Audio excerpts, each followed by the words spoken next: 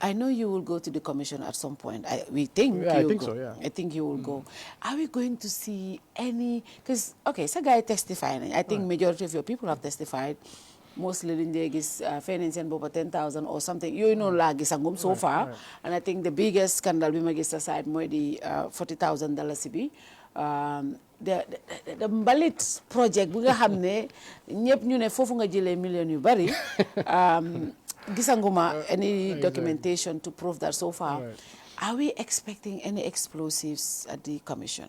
Because to be honest though, there are so many explosives right now happening at the commission. That is not a good representation of your party. I mean, it's not your council, and I'm not going to deal in that, but to be honest, are we expecting any explosive from KMC? I'm the most investigated person in the Gambia. Man, depuis split between NPP and UDP, they saw me as a champion of UDP.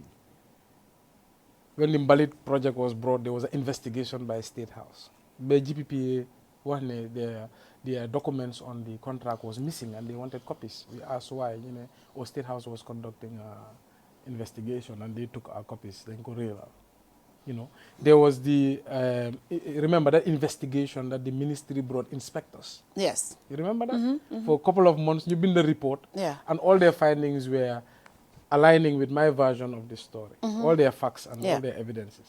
Of course, the minister didn't want to hear it. Must scrap report, Bobo. We still have the report. These were people from the Ministry of Finance, people from the Ministry of Lands, who were created through a joint task force by the Ministry of Local Government to investigate me. Understand? Then, of course, there was the attempt with the First Ministerial Commission of Inquiry, which we knew exactly what they were looking for, and we sort of, defeated them in court. And now this grand Commission of Inquiry. But even before that, remember my election. Yes. They tried every trick in the book. One of the things I'm grateful for, these experiences, the political bulletproof. I see that you have changed. You have changed so much, and I'm thinking, what happened? I was telling somebody yesterday. I'm like, you have changed so much.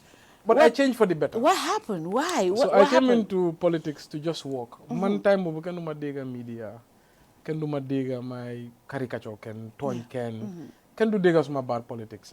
Because I came as a agent of change. I wanted to just deliver services. They excite. Going to rallies, it's not my favorite thing. I go because that's part of politics. But my favorite thing is, how do we sit as a team, develop a project, high impact, them seeing, wow, you've changed our lives. One of my best experiences was Bakau, when a study was done by the Ministry of Health, and it said, due to the interventions by the Mbalit project, malaria cases had gone down 50% in the community of Bakau. But then they wouldn't let me walk. From the trying not for the Mbalit project to happen. Even when you're Dimbale trucks or help. KMC is the most densely populated municipality. Most amount of garbage concentration that is generated in a day. If you saw Pikut Bali Bena direct chaos. You're not helping me, and then you try to fight me. Every step of the way you're trying to block, fight, tutil, intervene, And then I realized, wow, I was naive. Political law. You have to, and that's the only way. Our weapon is our mouths. Our weapon is how do we engage the people. Although one thing that has not changed, I am still a positive politician. I avoid at all costs for hasnit, tontunit, lu bon sinit. Man to date, musuma wax lu bon si Barrow. His personality, his character, I don't never see any Barrow is corrupt as a person. I don't have any evidence towards that. All I say is government. You understand? I never pinpoint people and say anything bad about them. Lolu mom duma ko musa change because it's the core of who I am. Okay? But in terms of politicking, advocacy, digger fight, defense mo bopa bobu mom have changed. So your direct question, you hear any bombshell? If there was any bombshell about me, do commission be moko gene? No. Okay. Now, my question, and I don't know even if this is for you. FPAC bi. Right. Gis naa ay ñaata billion central government. Right. KMC less than 10 million. Right. But how did it become the biggest story of the country? Talib moo gën a corrupt. Talib nga ñu ne faale Talib a corrupt. Why? How did it? Why? And I was telling somebody, one of your surrogates the other day, I think MC, ma ne ko yéen moom dafa mel ni tay moom yéen State House ak leen dee compare. Why has it been that Talib is just Talib? Lu tax loolu? I said it, especially against government. I said it at the last interview, but it's so crazy every day, Talib, you know. So basically, now let me go back to the FPAC report. In the same document, and I think now it's being in the news, Yeah. $1.6 billion. Yeah, we wrote basically it. Ñun boobu lañ njëkk a binda. not accounted for. Yeah. Through the Accountant General's office. And FPAC is checks asking that them. were cash. Cash that were checked, 68 million. Yeah. Ngane, these are checks Yoo xam ne dañ ko that were cancelled, Waaye but cash are nañ. still cashed. Wow. So that is not interesting at all. What is interesting 7.6 is KMC 7.6. And Ngadega NPP supporter or government people are saying, oh, look at KMC, so dirty, 7 million. Ñoom ñi ngi am billions and billions. Russian gas scandal. Ken Hamut. When this thing was on, what's the claim? The other petroleum company, Gum Petroleum, $40-something million. You know, and the endless scandals, you know, COVID money, tens and tens and tens of billions of dollars. And they have the audacity and say, oh, KMC has missing vouchers. Missing vouchers. And Fatu, even if these vouchers were missing, it says missing, munna am vouchers then real. Munna am na kuko filed properly. Missing. It doesn't say any cash stolen. It says missing vouchers. It's an accounting issue. It's not a fraud issue.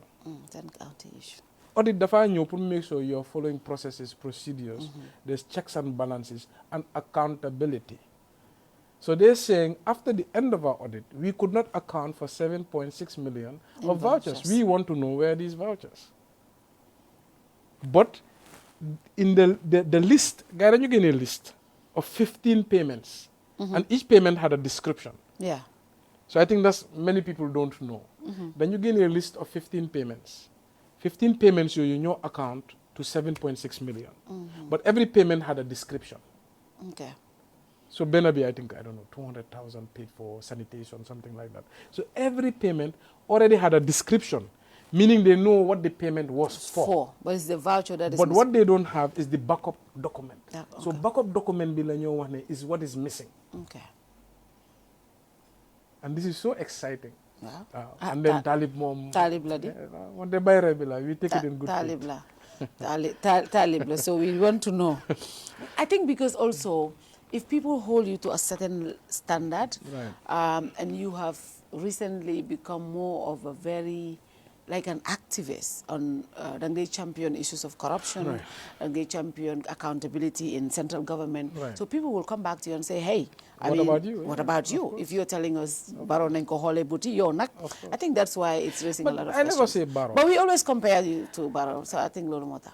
Well, you know, I never say Baro. So man, It's the government. I say government. Yeah. You know, so the way people want to personalize politics, man, I never say a minister name or Baro. Man, the worst attack I have made, even on a minister, was Demba Sabali was, you better focus on your agriculture. Yes. The farmers are struggling. That's the worst thing I've ever said in terms of an individual. When government is failing, I say government is failing. And that's the type of politician I've evolved into. Where Buma start, I just wanted to focus on my service delivery. I was unbothered about what was happening in my country. And then now with my growth, with my status in society, Axma Plus, I owe it to the people to also advocate for good governance. Dama try ma defko. We are not perfect. We don't say people should not talk about us or ask us to be transparent or accountable or criticize us. But ñun tam fuñ gis fu ñoo criticize, dañoo criticize pour defar. Yeah. Wante nekkut pour haste or pour wàññi nit or pour kajaf nit. No, that's not the goal.